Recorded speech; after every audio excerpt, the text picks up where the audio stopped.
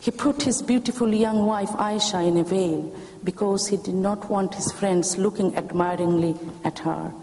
Allah, he said, told his friends that they should not go to the Prophet's house any time that they wanted to go, but if they did go, they should not look at any of his wives or ask any of them for anything or any favors.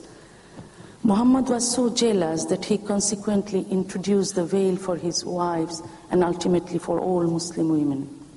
Even though widow marriage was legal at that time, he made it illegal for men to marry any of his own wives when he himself died. It became clear to me that Muhammad had written the Quran for his own interest, for his own comfort, for his own fun. I stopped believing in Islam. When I studied other religions, I found they too oppressed women. In our society, I have witnessed that women are flogged. They have been stoned to death. They have been raped and then accused of permitting the rape. And the rapists have been set free. Women have been suffering from trafficking, from slavery, from all sorts of discrimination. Men have thrown acid on women's face and then walked away as happy men. Women are not considered as human beings. For a typical couple, the most unwanted thing is a female baby.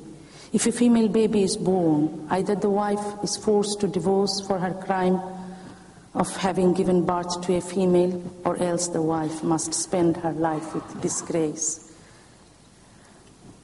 As I grew up, I realized that like other religions, Islam is not compatible with human rights, women's rights, freedom of expression, and democracy.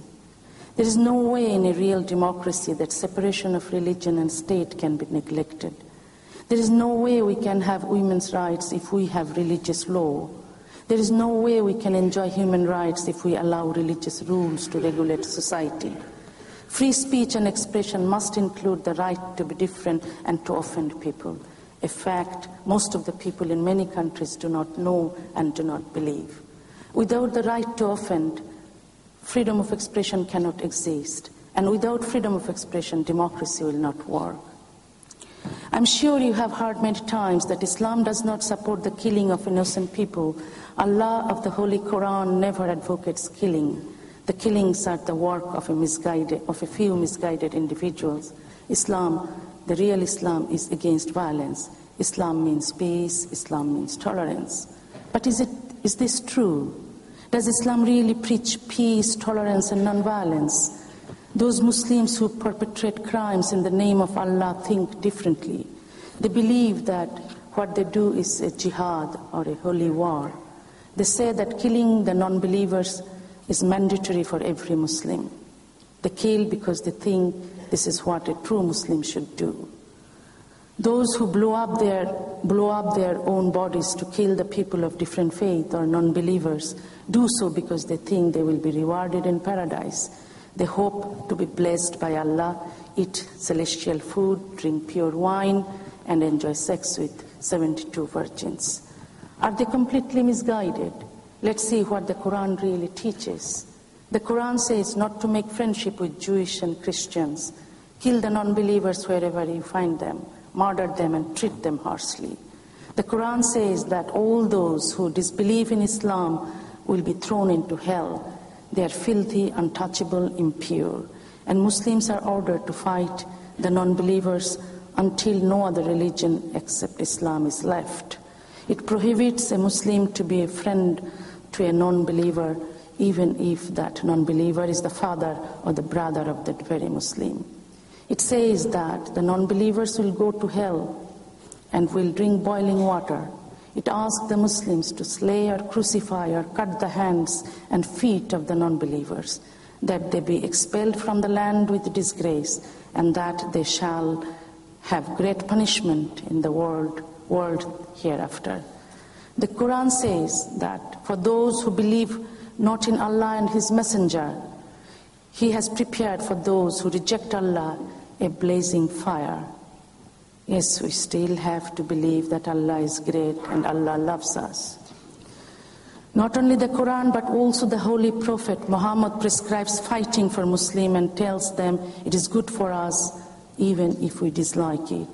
Then he advises them to strike off the heads of the non-believers, and after making a wide slaughter among them, carefully tie up the remaining captives. He has made the jihad mandatory and warns Muslims that unless they go for jihad, he will punish them with a grievous penalty.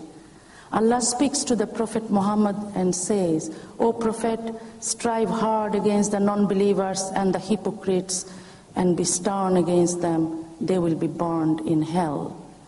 He promises that in the fight for his cause, if the followers win, they will go to heaven, to the garden of paradise. There they will be given pure, beautiful, pink-colored, large-eyed virgins. When the Prophet was in Mecca, and he was still not powerful enough, he called for tolerance. He said, "To you be your religion and to me my religion." This famous quote is often misused to prove that the general principle of the Quran is one of tolerance. He advised his followers to speak well of their enemies, exhorted them to be patient, and said there is no compulsion in religion. But all that changed drastically when Muhammad came to power. Then killing and slaying the non-believers was justified in innumerable verses with harshness and without mercy. The verses quoted to prove Islam's tolerance ignore many other verses that bear no trace of tolerance or forgiveness. The Prophet himself set the example of unleashing violence by invading the Jewish settlements, breaking the treaties he had signed with them, and banished some of them after confiscating their belongings, massacring others, and taking their wives and children as slaves. To his soldiers, he distributed the women captured in his raids, keeping the prettiest for himself. In the last 10 years of his life, he accumulated a score of wives and sex slaves. These are not stories, but records from authentic Islamic history and the Hadith. One can argue that these behaviors were not unknown or unusual for the conquerors and leaders of the medieval world. But these are not the activities befitting a peaceful saint, and certainly not of someone who claimed to be the mercy of God for all the creation. We know that Islam divides the world into two parts, Darul Harb, or land of war, and Darul Islam, or land of Islam. Darul Harb is the land of the infidels. Muslims are required to infiltrate those lands, proselytize and procreate until their number increase, and then start the war and fight and impose the religion of Islam to convert the infidels into Islam.